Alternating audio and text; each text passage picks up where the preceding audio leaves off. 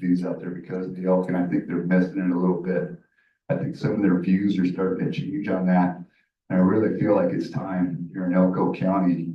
And the thing that I'm gonna ask you guys to do is to possibly make this an agenda item for the future. I would like to make it an agenda item that the State Wildlife Commission direct the Nevada Department of Wildlife reopen these plans here in Elko County. And I believe you guys have the authority to do that. And thank you. Make this an agenda.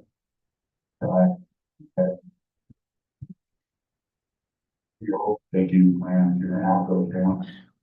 And you guys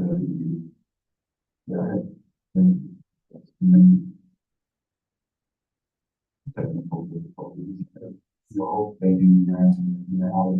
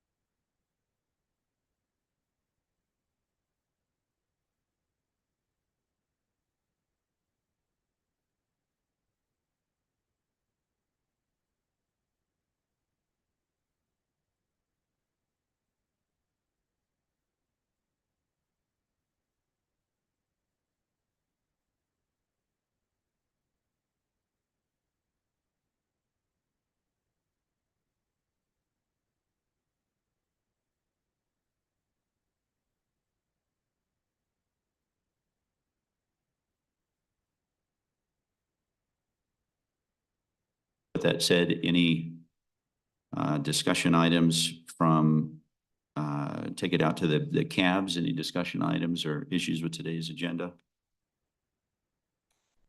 Seeing none, any public comment? That said, any discussion items from, take it out to the cabs, any discussion items or issues with today's agenda?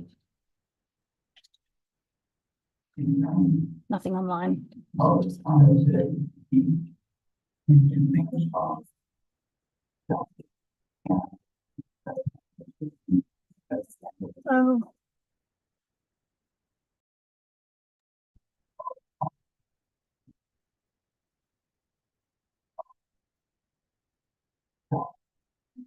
On here behind this, are you still on YouTube?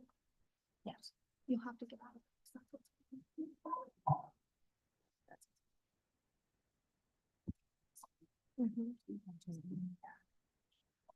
And you can fix it.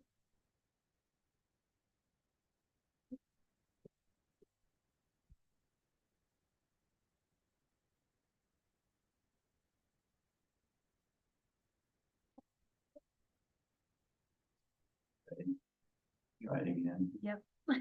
Sorry about that. Appreciate everybody's patience as we work through some of these technical issues. So anyway, I think we were looking for any cab comment here in the room. Any cab comment on Zoom or anything? No. No. Any public comment here in Elko? Seeing none. Any public comment on Zoom? No. All right, we'll bring it back to the commission for a motion or, yes, Director Janae. Thank you, for the record, Alan Janae. I just wanted to call out and, make special note just for the folks in the room. This is that at the end of today, last agenda item, we will be wrap up. We headed out for a field tour. It'll follow after the close of the agenda. And so what we'll do is we will leave from here and we'll go out to our Elko office, which is out on East Center Road. So if you go back underneath the highway, you take the left at the light, you would, or actually, I'm sorry. Yeah. You just go straight down on Main Street and you go down, past the end of town, past the industrial area that's on the right. There's a road that turns off on the left of East Center Road. You go out there, that's where the NL office is, that's where we'll be centralizing. And then we, so, we're shooting for about 15 minutes after this meeting ends. We will buffer, accordingly, make sure that we've got everybody gets. Just to let the public know, and then also, public's attending, bring their own vehicle, bring your own food and your own body. Just wanted to make sure that that's out there, and then if there's any questions, just ask me and out. So we can help you out. Thank you. Thank you, Director Janae. All right, and back to the commission. Any other items of discussion on today's agenda? Motion. I'll make a motion, Chair Rogers, in discussion to approve agenda item number 4. The agenda. Okay. We have a motion from Vice Chair Young and a second from Commissioner Delia. All those in favor? Aye. Any opposed? All right, that motion carries for the approval of the agenda today. Moving on to agenda item number 5, this is approval of minutes. This is a action item. Commission minutes may be approved from the June 28 and 29, 2024 meeting.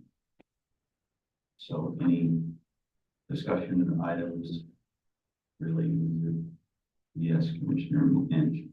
Thank you, Mr. Chairman. I had a couple of really quick items. On page 19, thank you for the page security there. Page 19, the second paragraph from the bottom that begins Commissioner Young. On the second line, it says towards the military enhancement program.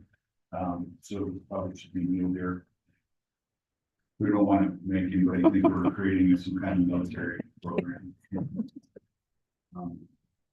And then on page 37, under the motion, just the very first paragraph at the top, I had asked, if the Hungarian partridge or gray partridge could withstand the pressure that might be put on them with the proposed change. And the department did advise back, and this is the part that we could get this added, that yes, they felt that the gray partridge population was sufficient to handle any pressures that might be created by a change in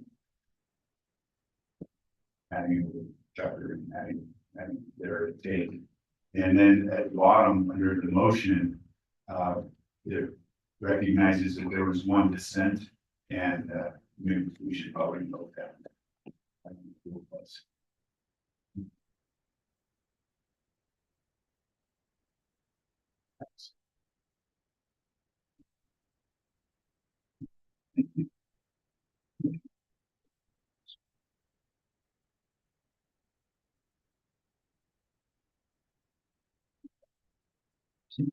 Thank you, John, for any comment on the minutes from last time. I've seen any Cap from Zoom. Seeing any public comment here in Elko. I've seen none of these public comment on Zoom. No. All right, seeing none, we'll bring it back to the commission for any further discussion. Mr. Chairman, I'd like to make a motion to approve the June 28th and 29th, 2024 meeting. This chiefs. Motion.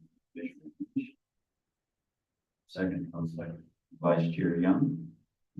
All those in favor? Any opposed? I would abstain. Motion carries. We got 7-1 with 1 abstain.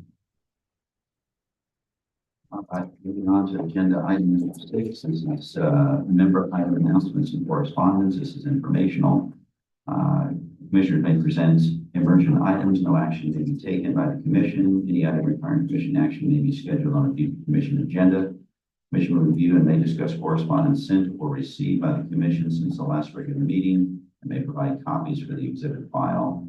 Commissioners may provide hard copies of their correspondence for the written record. Correspondence sent or received by Secretary Janae may also be discussed. I think there was a couple, but I think those were emailed and sent around. Janae.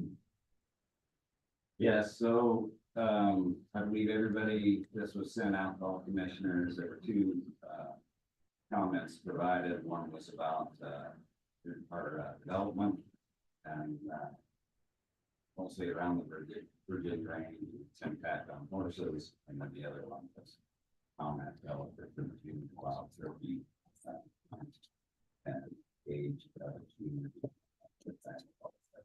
We all to that, anyway, so that's all I have record of this time. Okay, perfect. Anything else on agenda item 6? Yes, Commissioner Barnes. Yeah, just a quick comment. I don't want to let it go too far before. I just want to thank Commissioner Cavilla for his time as chairman of this commission. I think he did an excellent job. There's a lot of time that goes into it. He did it fairly easily, and so I just wanted to be on the record. So I appreciate what he did. He did a great job. So thank you. Thank you for that, Commissioner Barnes. All right, anything else on item number 6? I see none. We will move on to agenda item number 7. This is County Advisory Boards to Manage Wildlife. This is informational. County Advisory Board members may present emergent items. No action may be taken by the commission. Any item requiring commission action will be scheduled on a future commission agenda. So any county advisory boards in attendance here today that wish to speak on anything?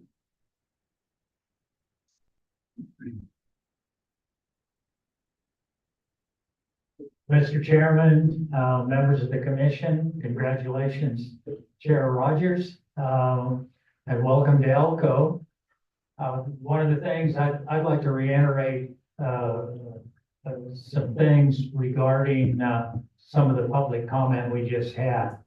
There is a definite need for us to address this elk management plan. And those of us in Elko are definitely ready to start moving this process forward with our sub-plans. So we've been talking about this for a couple of years now. Hopefully, we can get the department to give us some direction and get the state plan and our sub-plans working. So I would encourage the thought and the process to move forward. Thank you. Thank you, Mr. Cooney. Any other cab here in attendance today? Let's see. Cabs on Zoom. No, Seeing none. On agenda item number 7. And agenda item number 8, this is reports. This is informational. And first item is the department activity report. Secretary Janae and Division Administrator's report will be provided on Department of Wildlife recent activities. Secretary Janae. So thank you. In order to facilitate this weekend's agenda and field trip and everything else that we've got going during this meeting, we took a different tack with our activity report. We sent you all a copy of the department's activity report so that you could have all of those highlights, read it, and if you have any questions, ask us about that. We did that as well and included the WAPA update on the back end of that. Related division, but I can walk through a couple things before we get to questions. This department especially wants to call out Shane Bourne, new commissioner. Welcome him onto the board, but also to the point of, you know, thanking Tommy as his time as chair. Really appreciated working with you. I thought you did a great job. And then also congratulate you, Shane, and Paul as the new officers. So we'll work with you on this and get you through it. But if you get any questions, absolutely hit up Linda. Oh, no, I'm kidding. But anyway, I can walk through kind of the call of the chair if you like. I can call out a couple highlights, or if you'd like to save time, we can just open it up for questions. As far as department activity report, that was our intent with this, was sending it out, make it part of the smart material so that you can see all of that without, like I said, we're trying to make this field trip work today because it's going to be a little bit long.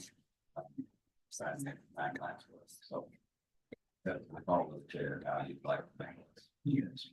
Perfect. Thank you, Director Janae. There was a bit of material there that I had a chance to peruse, but I know we're 25 or 26 minutes after. If we could maybe just, just some brief highlights, I think that would be helpful.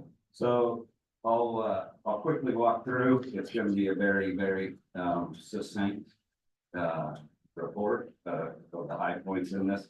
So as I mentioned, new Commissioner Shane Bourne, and the terms of Tommy and Casey, congratulate them as well.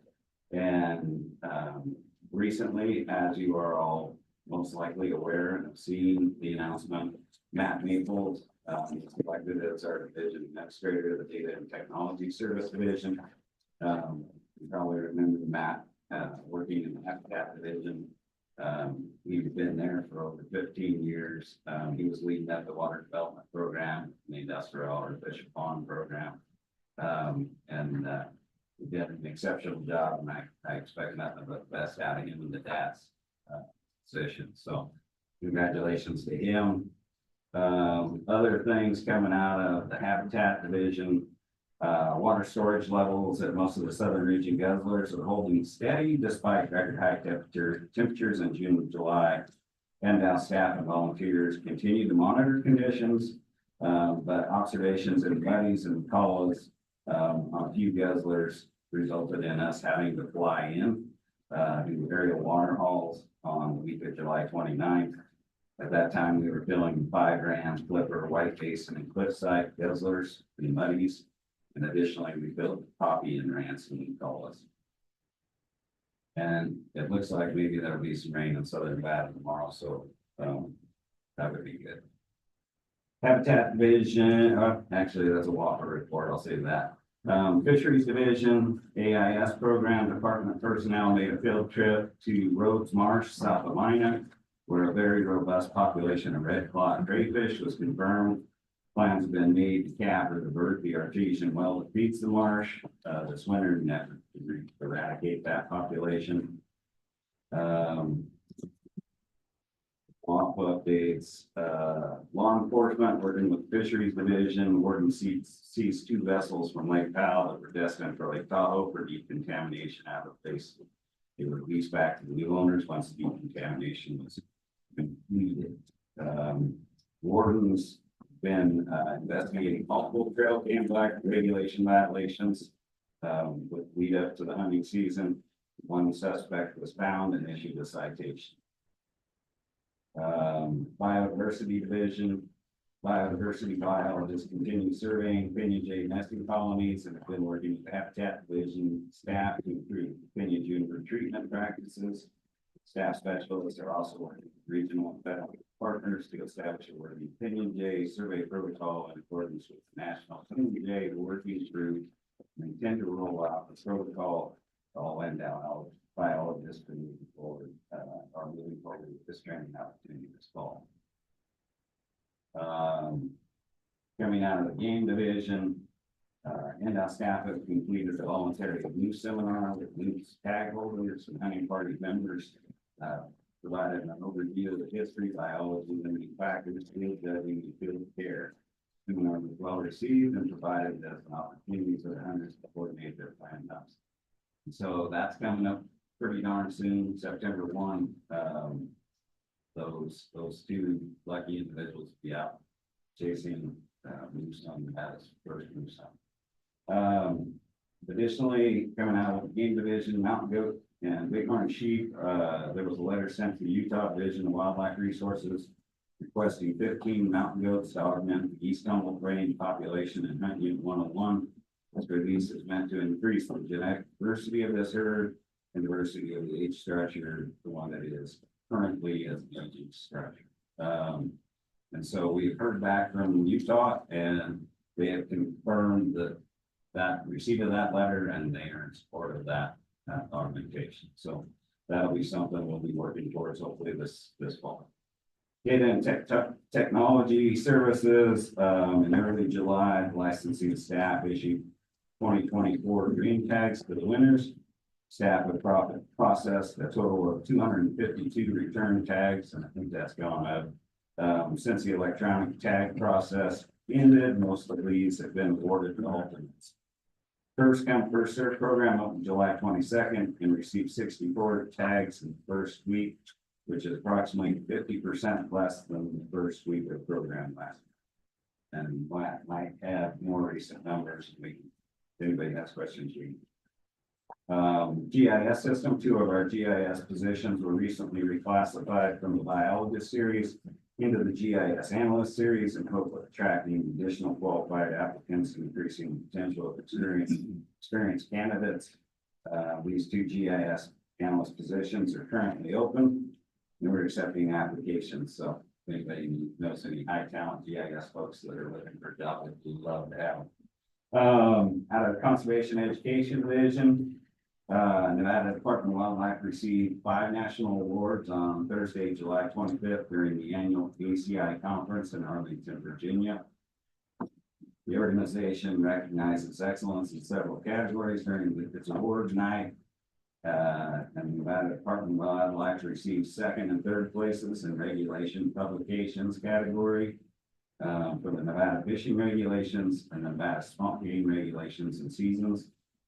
Additionally, Nevada also received 3rd place the video, public service announcement and marketing in the Wear It, Nevada, campaign, and then the internal newsletter, Nevada Wildlife and Marketing Campaign Efficient. In the outreach, the Conservation Education Division promoted the Nevada Dream Tag raffle through the month of June. Promotions included social media posts and mass emails to hunting combination license holders. Leading up to the July 4th weekend, conservation staff published a series of posts on social media for Operation Dry Water, nationwide campaign to track game down and herd voting. Additionally, staff relaunched the Nevada youth license in July in large part thanks to a commitment from Elko County to donate $15,000 to that junior or youth license fund. The donation-driven program offers kids 12 to 17 a free youth combination. Since launching this program in July or June of 2023, over 7,600 kids have received a free youth license. With that, that's the high points that I see. But if you have any specific questions or any other content, I can stand for that, or we can call me and the division administrators. Love to come. Perfect. Thank you for that correction, Janae. Any questions at all, comments from the commission? Yes, Commissioner King. Yeah, thanks, Chair Rogers. Speaking of the youth licensing fund, I saw a headline, I think it was in the Elko Daily Press, they can do an agreement with Elko County on ponds, or the fishing ponds. That was just the article. Can you hear me?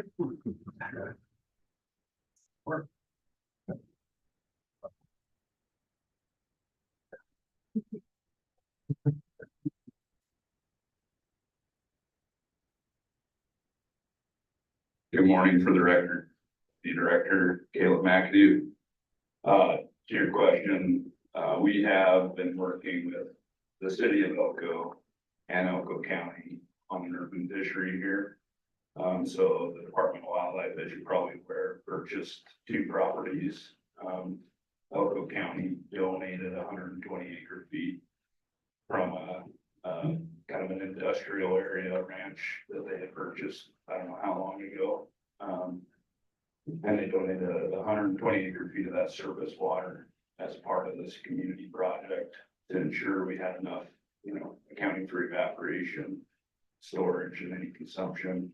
We wanted to make sure we had more than enough to cover that project, so.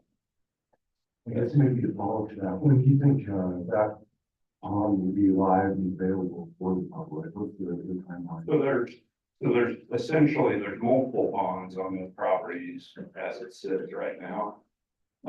Really with 3 of them, it's kind of larger ponds, and there's fish in some of them now, that are intended to obviously improve that habitat and work cooperatively with the city to make it more of a park-like setting. So with the permitting process, with the Army Corps of Engineers, NEPA, we're probably 2 to 4 years out before you will actually see any of that ground disturbance that will begin to take shape of a fishery. So beyond what it is right now. Thank you. Yeah. Anything else? Any other questions? Seeing none, again, thank you for that, Director Janae, an abbreviated version of that. Anyway, we'll move on to 8B, which is a litigation report. Deputy Attorney General Craig Burkett report will be provided on Department of Wildlife litigation. So we're going to continue to call this the new environment report. If you don't have any significant additional litigation, I think I shared this with you last time, but maybe I didn't. We have, you're not presently involved in that suit, but there is litigation related to a temporary 1-year diversion water from NBWC to the South Fork Reservoir. Remind you of diversion. Pershing County Water Conservation District proposed here, and we are addressing that. The issue is that, that version has been given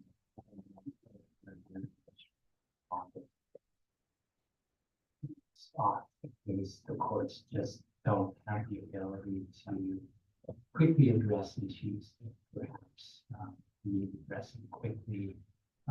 But Pershing County is going to, I think, argue that we want to deal with this difficult potential diversions down the road. Again, it's a 1-year diversion based on the law code, a good one, 2 good ones. So we will intervene in that case. I haven't got permission of the director yet, but I hope to intervene in that case within the next week and see what it does. Other than that, no more. Nothing else to report. You have to answer any questions. Thanks, Dr. Again. Anything from the commission? Questions? Comments? No news, good news, so we like that. All right, moving on to 8C, which is the Western Association of Fish and Wildlife Agencies, or WAFA Conference Report. Secretary of the Commissioner McNinch, a report will be provided from the 2024 conference. You bet. So again, we sent this out in our report. You were looking at the back end of each of the divisions, you would see the WAFA updates for each of the respective divisions. I will give a little bit of an overview. This is that the meeting was held up in Stevenson, Washington, right on the edge of the Columbia. The venue was pretty spectacular. I gotta say that. It was one of the better accommodations that WAFA has ever made it to, and it was a really productive meeting. As always, it gives us the opportunity to get together as Western states and discuss common issues. But a lot of times at those meetings, we also have access to the highest level of the federal agencies. And so a lot of times we're there having discussions with Forest Service, NRCS, BLM. These are just opportunities to try to highlight the Western states' concerns or working on common problems. And so much of the updates, you'll see that tone carry across. I'll go ahead and hit some highlights before I hand it over to Commissioner McNinch, who always has a pretty good report. And WAFA is one of the few regional associations that actually invites and encourages the participation of commissioners. And I think it brings an extra special dimension to the WAFA meetings. It's that a lot of times we get together as, directors, deputy directors, and commissioners and sit in the room and talk about some of these big issues. And so I'm sure he's got some good updates because I saw the minutes out of it and sat some meetings with him. But anyway, so coming out of the director's office, WAFA update, Ty Petersburg, Chief of Law Enforcement for Colorado Parks and Wildlife, alerted us that the International Wildlife Violator Compact, which includes 49 of the 50 states, the vendor who historically was systems consultant here out of Fallon, Nevada, controlled the suspension database as part of that Wildlife Violator Compact. They're going out of business in August of 2025. Each state pays $50 or $500 annually to maintain the database. And with systems consultants going out of business, it was kind of a scramble to try to figure out exactly who to pick that up. And I believe right now, I think there were at least a couple other different companies that were stepping forward to take that on. A lot of that isn't in the sense of, per se making money. It's just that they're interested in seeing that database continue and do the work that it needs to do. And so I'm not sure exactly where that has landed yet, but I know there are companies that are stepping in to try to take that up. From the Habitat Division of the WAFA summer meeting, Landscape restoration priority areas in the sagebrush habitat have been identified by federal partners across the West. Examples such as BLM Restoration Landscapes, Sagebrush Keystone Initiative, Forest Service Wildfire Crisis Strategy areas. These priority areas will be receiving millions of dollars with much interest and partnership and opportunities to protect and restore these landscapes. Out of the fisheries division, kind of a big thing is that, the company that, distributes rotenone is going through a federal re-registration process.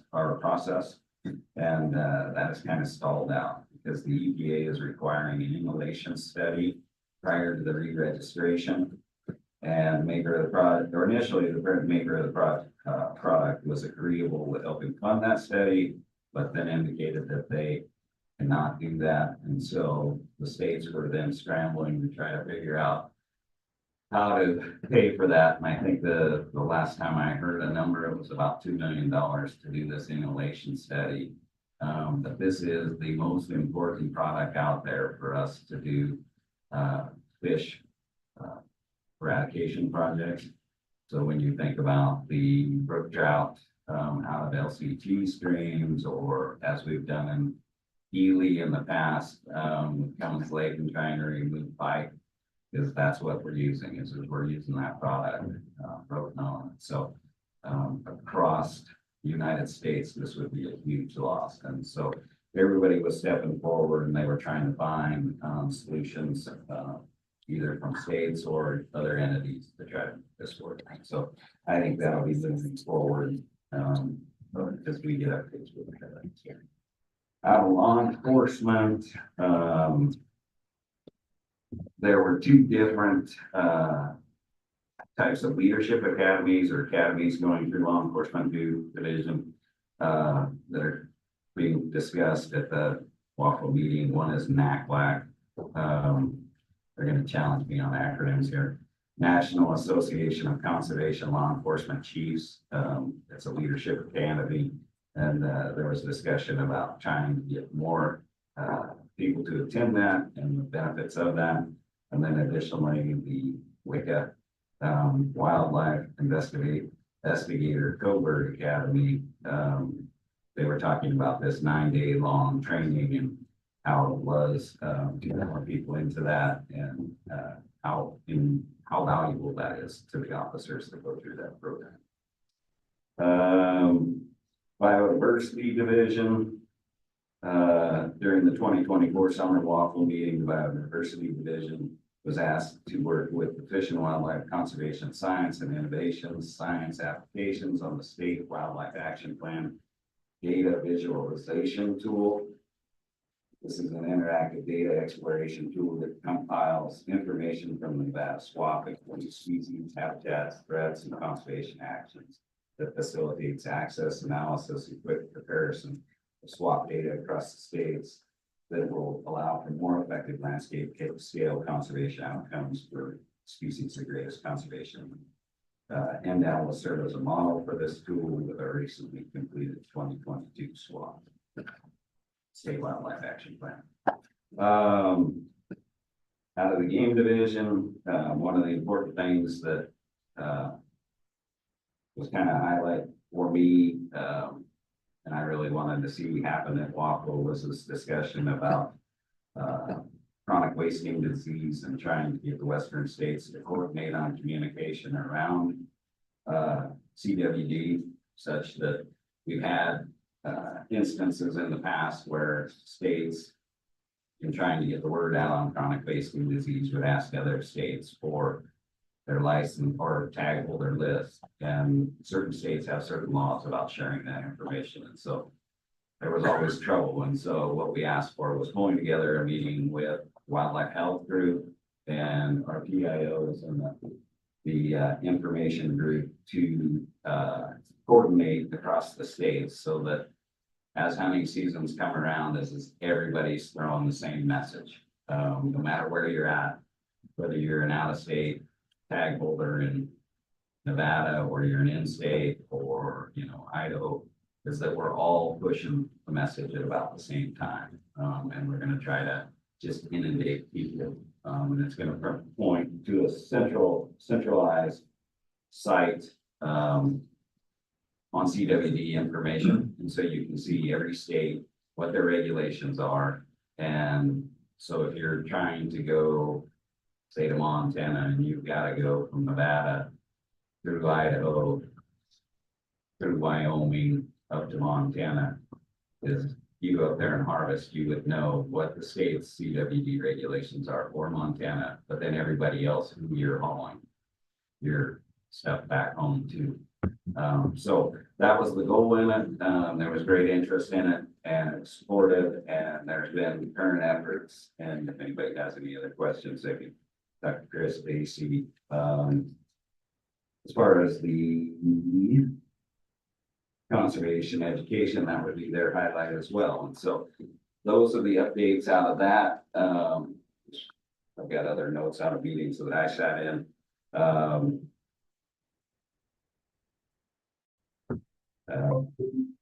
Brian Nesbitt, Director of Wyoming, is retiring, and so we will elect new officers for Wawa, Tim McCoy from Nebraska, and Jay Shirley from our neighboring state, Utah. Tim McCoy is president, Jay is vice president. And I think I'll just leave it at that, because I think some of the other items I have are going to be items that Commissioner McNair brings up. So. Thank you, Alan. Yeah, I appreciate you kind of teeing it up.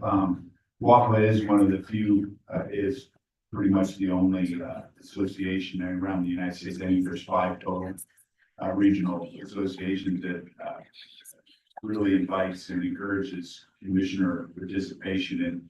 And they've been to the point where it's actually a standing committee. It's one of what, 2 or 3 standing committees, I think, that's just part of WAFA. So I appreciate that the directors continue to do that and provide that forum for conversation. So appreciate Commissioner Young attending.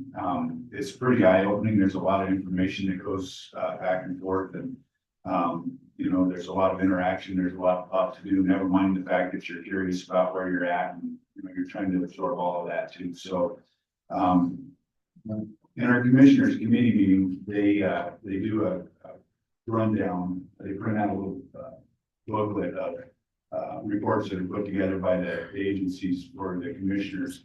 And in there, this used to be a binder. It used to be a huge document talking about everything that's happened in the last year. It was really rough. The commissioners would stand up at the podium and basically read it, and it took 2 or 3 days to go through all the reports. It was rough. So over time, that's been fine-tuned. So this report just kind of asks the agency, can you throw out some challenges? You know, your biggest challenge of it, you know, some of your successes and some of the things that you're currently working on. And then they put it in this book.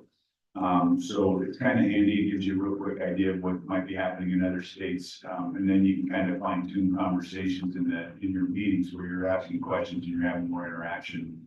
And one of the things that's occurred here in the last couple of meetings is at the back of the book that WAFA is actually asking the states a couple of questions on top of, you know, having them give a little update.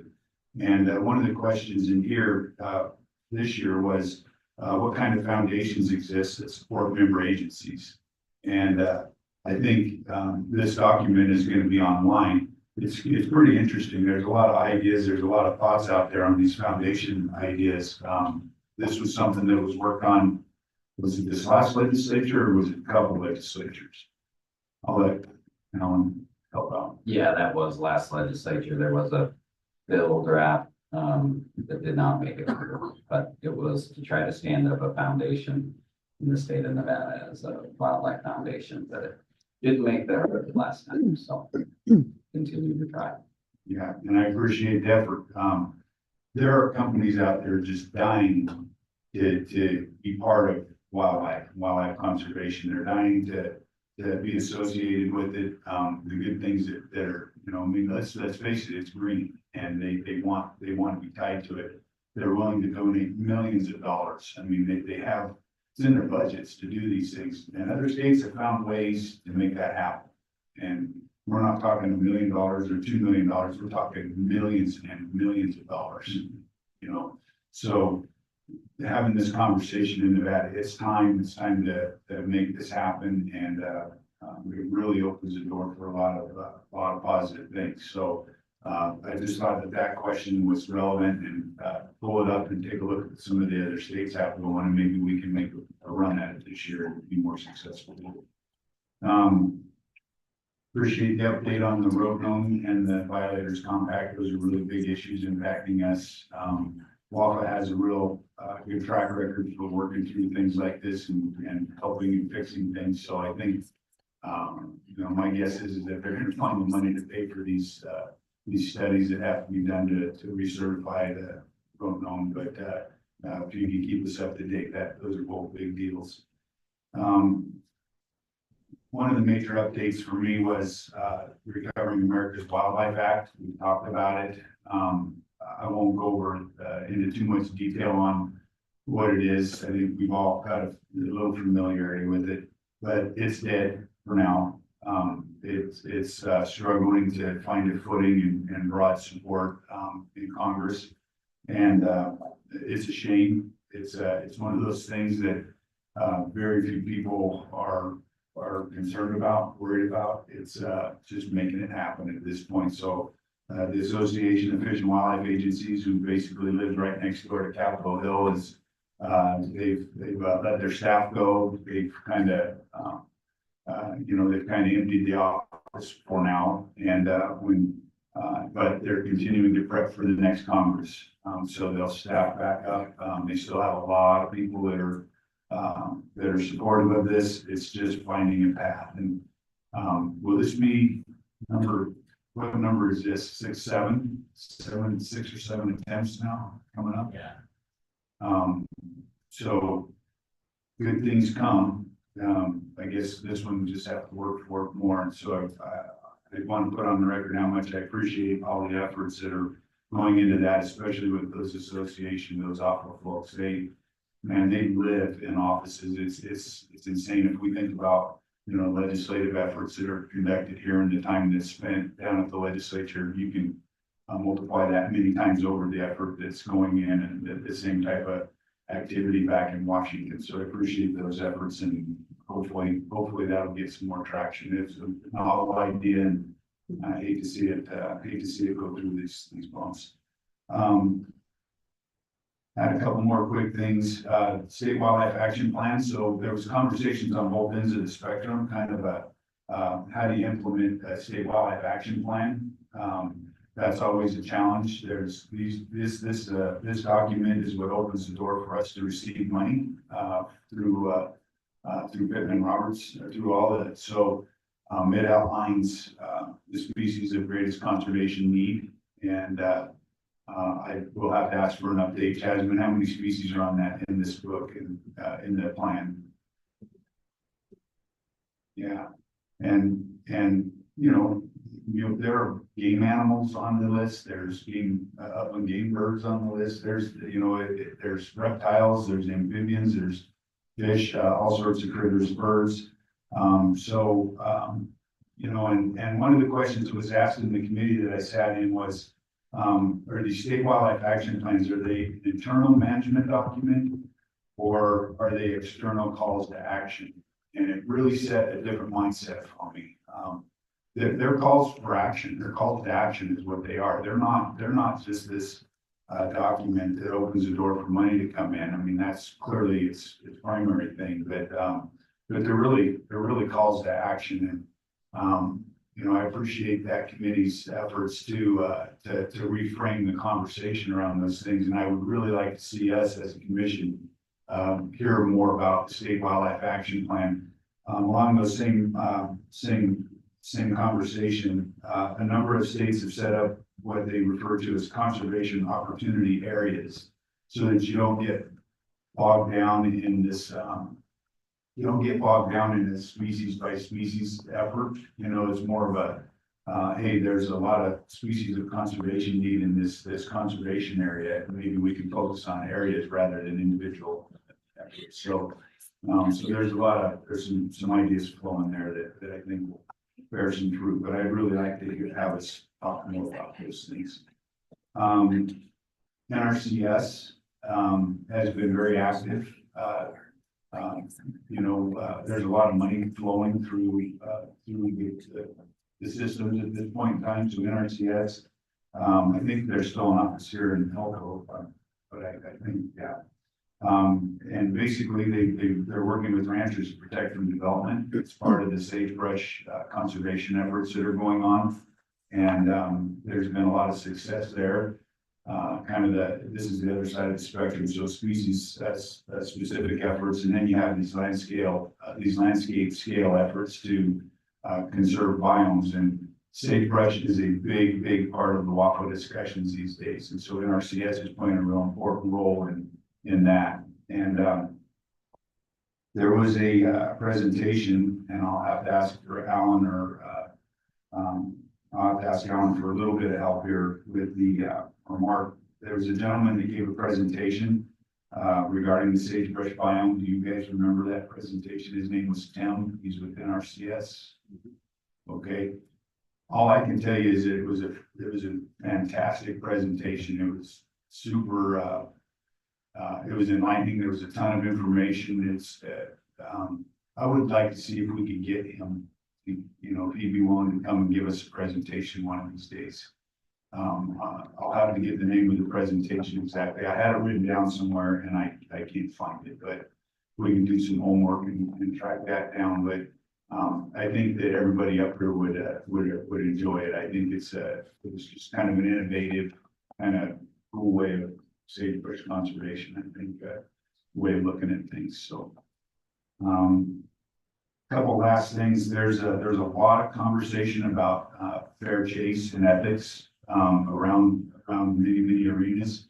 I brought up that Arizona, and I really hope that we go this direction. I really want to see us do this, to set up a committee to have these new technologies and stuff presented to us, so that we're ahead of the curve. And Arizona does, they bring in industry folks to present new technologies. Law enforcement is a big part of that because they see things first. People see and hear things, and they basically put these technologies on a list, and as they discuss them, they kind of have a checklist of things that would raise red flags or caution flags, and they'll basically put a green light by the ones that they work through and they're not worried about. Kind of meets their super broad outline of what they would think is fair chase and ethics. They would put a yellow by something they're just not sure about, and then the red says, let's get it to the commission, let's have a much broader conversation about it. We don't think this thing's gonna fit the model that we want to present. And so it's kind of a clever way of working through it. And the reason why it's important is that technology is it moves way faster than we do. One of the states is talking about they're having experiences with AI generated public comments. And we know it's here, but they're experiencing it now. I think Paul heard that. It was Washington that's experiencing that. Opens up a whole new dynamic. It causes a lot of problems if you think about it in many areas. And another technology that was kind of presented was that there's actually clothing out there that generates electrical impulses that impact wildlife's ability to see. So it's insane, the stuff that's out there, and apparently it works. So we think, and I've shared a few other technologies over time, similar to this, that, it's crazy, the stuff that's out there and what's being developed, and we need to continue to talk about it. These are big deals, and so I hope we find our way to some way of doing that. And this committee, it's not a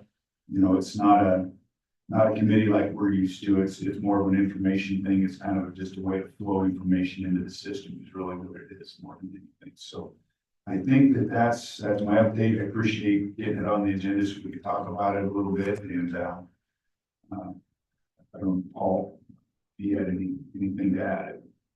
Appreciate having you up there.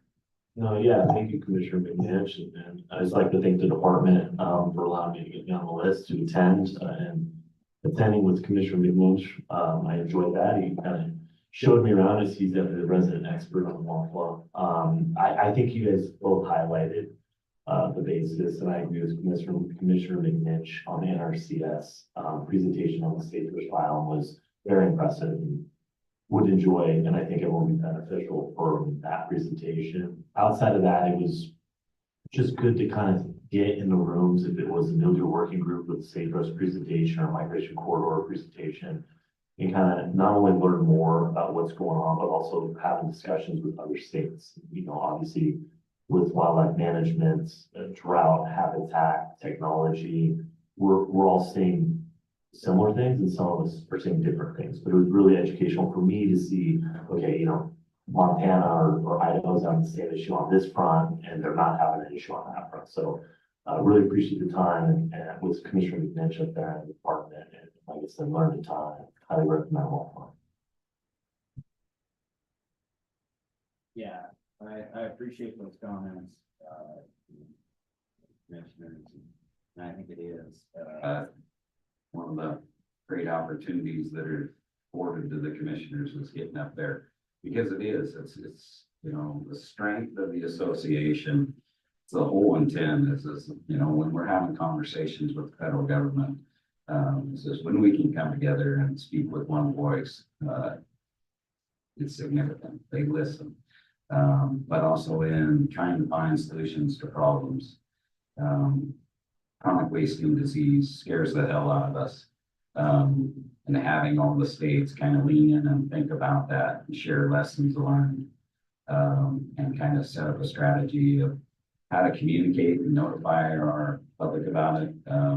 Those types of things, overarching regional issues, it's a great opportunity. But as far as, you know, the strength of the commissions and what they do in the western states, I think going to those meetings really helps people understand just how much your voice, you know, and how much impact wildlife commissioners have on the management of wildlife in the western United States. And so it's, you know, if you haven't made it, let us know and we can try to get you there.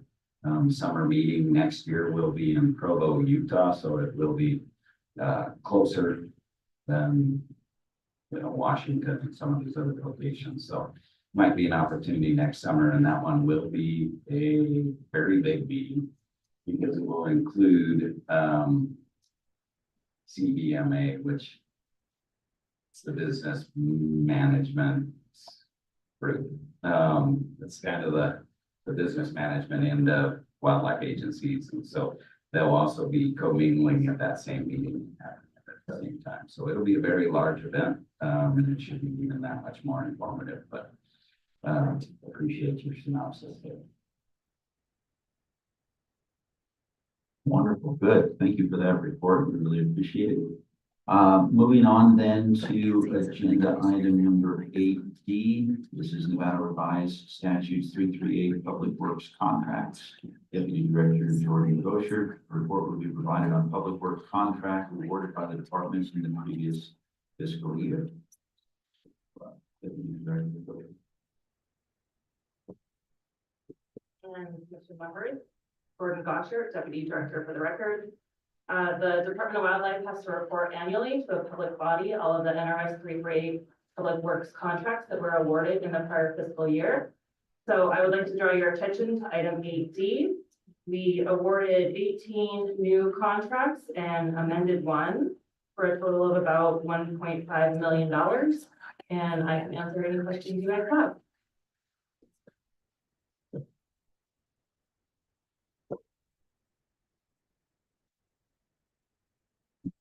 Questions from the commission?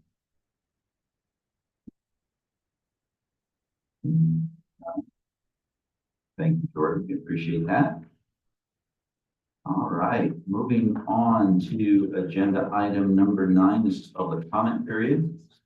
Informational. This is public comment will be limited to 3 minutes. No action can be taken by the commission at this time. Any item requiring commission action may be scheduled on a future commission agenda. Persons making comment are asked to begin by stating their name for the record. So any public comment here in Elko?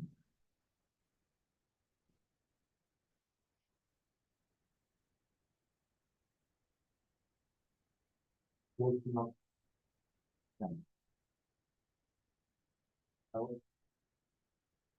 what? Oh, there you go. We're Nelson Lander Cab for the record.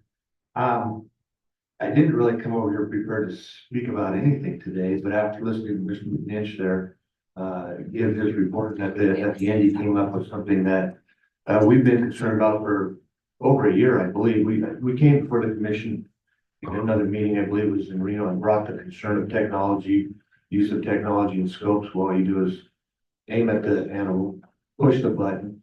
It gives you a red dot that takes into account the yardage, the elevation, the barometric pressure, the wind speed, you name it. Electronically, and then you just pull the trigger. At the time, it didn't seem like there was any concern by anybody. We never heard anything back. Everybody just said, okay, that sounds cool. Thanks for coming and saying what you had to say. These are the very type things, if there's clothing out there that can now emit something that animals can't see, I mean, we really have, how far are we going with this? We have limitations or restrictions, however you want to call it, in archery and in muzzleloader hunting, which are both probably less effective for the average person for harvesting animals. The one that's probably the easiest to harvest with the rifle, we have absolutely no limitations. You can do whatever you want. Other than I believe you have to be present and have your finger on the trigger. You cannot pull the trigger remotely from another location, which I think was a big deal a few years ago. So I'd like to bring that to your attention again. The longer you wait, the harder it's going to be to put limitations on. Somebody asked me already, people already own these scopes. What do you do now? I don't know. I mean, where do you draw the line? I mean, my answer is no electronics attached to the scope. I don't know if that's a real answer. I mean, that's my answer to people that ask me that. But the longer you wait, the more difficult it's going to be to make these things because people are going to have them. Then they're going to be upset because they have them and are no longer allowed to use them. So thank you for your time. Thank you. Okay, thank you for that. Any additional public comment here in Elko?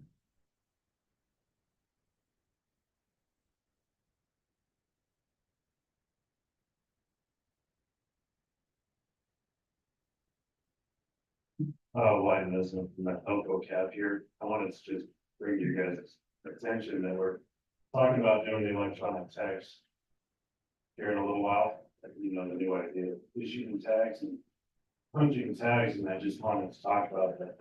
The advances in technology are going faster than we are, just as we mentioned it, and it worries me that down the road, that when you punch your tag electronically, it could put a pinpoint exactly on where you may harvest an animal. And I would be very disappointed 10 years from now, if somebody could get on the website and see exactly where all of these animals were taken. And so the unintended consequences when we enter into these new ideas seem to be forgotten. And I just wanted to bring up to you guys that this new idea doesn't go in that direction, that it becomes yet another unfair chase to animals. And so I haven't heard very many people's concerns about this, but it does concern me. It's like, I want to bring that to you. Thank you. Thank you for that. Any other public comment here in Elko?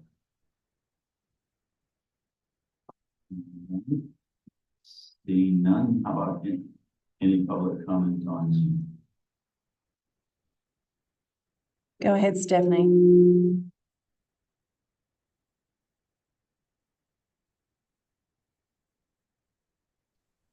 Hi, this is Stephanie Myers from Las Vegas. You guys up in Elko can see and hear each other very well, but the same is not true for those of us online. For about the first 10 minutes, we could hear nothing, zero, nada. Then we started getting some very garbled, muffled, kind of little pieces of audio. Then about half an hour ago, the audio got a lot better, but it still was so low that I have my volume up all the way and I can barely hear you and I can't hear Mr. Burkett at all. I'm wondering if perhaps something could be done to try to correct this for tomorrow's meeting. It just seems to a lot of us, the general public online, that this is a continuing problem and that not enough is being done to correct it. We're wondering if you're even interested in what the general public online has to say. So I thank you very much.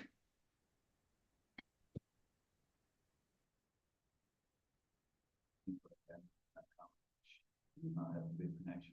Correct.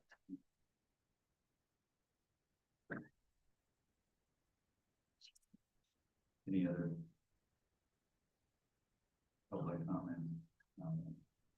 Yes, I appreciate everybody's patience. I know we're having some technical difficulties here this morning, and hopefully we'll work through those and work some bugs out and be in a better position tomorrow as we work through. So, yes, Director Shanae.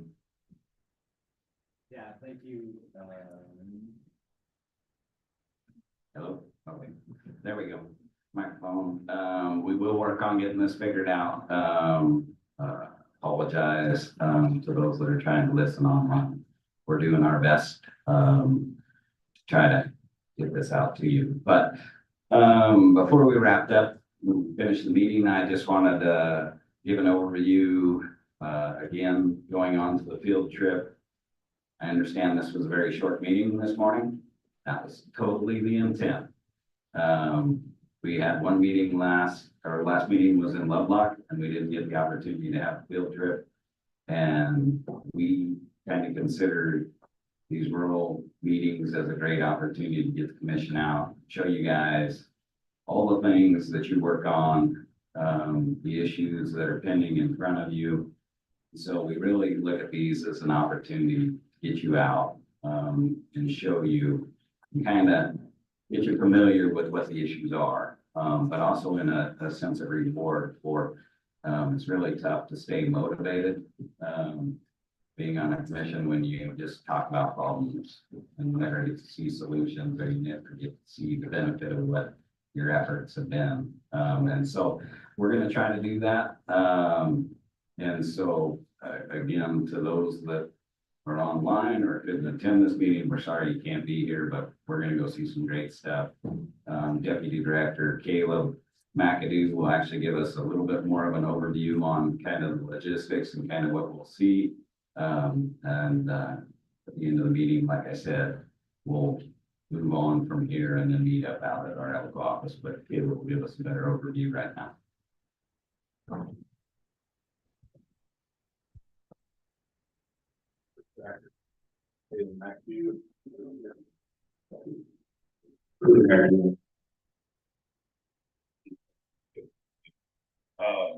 Yes, we're really excited. We're really excited to have you all out today, be a part of this field tour. As Director Janae said, we're going to get to see some awesome projects and really highlight the great work of a lot of our divisions. And here in the Eastern region, give the opportunity for the regional folks to show you the fruits of their labor. Again, as Director Janae said, for you guys to see what your efforts are on the back end too. So surprisingly, we're ahead of schedule, which is nice. That usually doesn't happen with me, as my staff can attest to. So I think we're actually going to pull an audible and we're going to add some items in that we weren't originally intending to. But we're going to head here to the Elko office. 15 minutes after this meeting, we're going to try and depart. We're going to go through Secret Pass, look at the whole Canyon conservation easement, and highlight that conservation easement. Then we're going to head down and look at the Gallagher Fish Hatchery, get a tour of the great work that's going on there. And then hopefully continue across the Brown Dyke and look at a fencing project, for some riparian protection. And then after that, we'll kind of see how it's going. We may eat lunch in the vehicle, we might pick a spot along the way. We'll see how the timing goes. And then we'll come back over Harrison Pass, we'll review some areas that are infested with Medusa heads. Some key habitats for the area 10, mule deer, as well as other more species in the area. And then we'll go to kind of some, end on a positive note, getting some hopeful treatments that we're going to combat that Medusa head infestation. And hope to have you back to Elko. We'll probably depart Mountain Valley somewhere in the neighborhood of 5 o'clock, 5:30. So we have it back to Elko at 5 to 6 o'clock. So that's the one. Any questions? Good. Got going on today? Great, we appreciate that, Caleb, and yes, very much looking forward to the tour today. As we talked about, it's one thing to talk about and hear about these things that we're doing, it's another thing to actually see and touch them, so we're looking forward to that. With that said, if there's nothing else, we will stand adjourned.